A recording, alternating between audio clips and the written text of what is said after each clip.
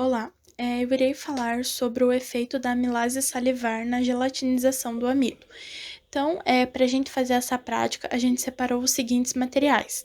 Precisamos de 4 recipientes para preparar cada uma das amostras.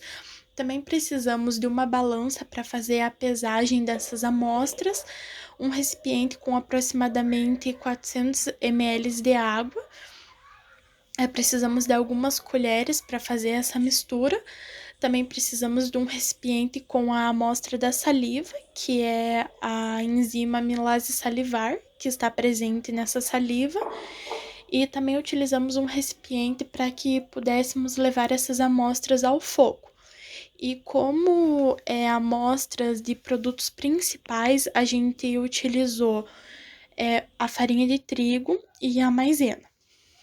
Então, assim, para fazer o preparo dessa amostra, a gente pesou 5 gramas de farinha de trigo e diluiu em 100 ml de água, e também pesamos 5 gramas de maisena e diluímos em 100 ml de água.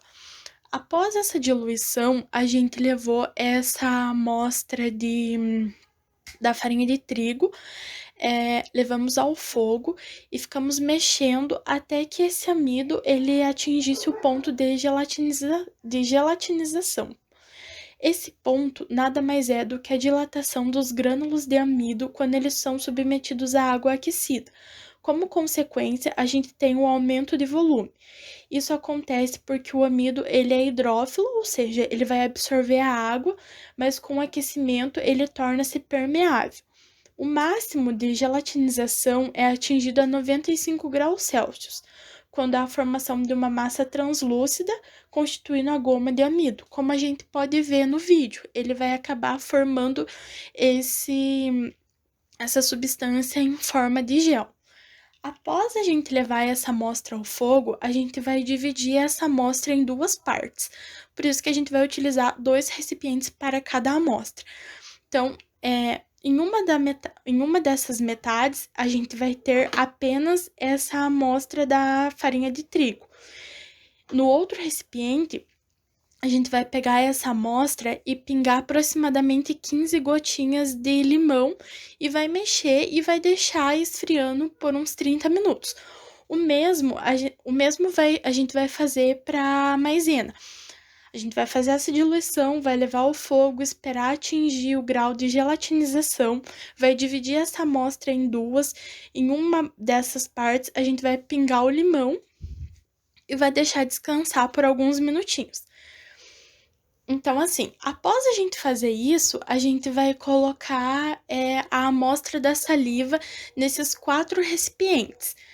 Então, a gente vai misturar a saliva, deixar agir por aproximadamente 5 minutinhos, só para a gente ter um resultado melhor, para que a gente possa ter uma boa visualização. Então, como a gente pode ver nos resultados, no recipiente como a gente pode ver, a gente vai ter 4 recipientes.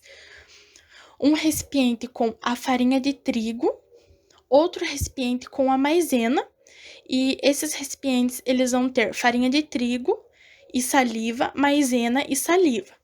No outro recipiente, a gente vai ter farinha de trigo, 15 gotas de limão e essa saliva. E no outro, a gente vai ter a maisena, essas 15 gotas de limão e a saliva.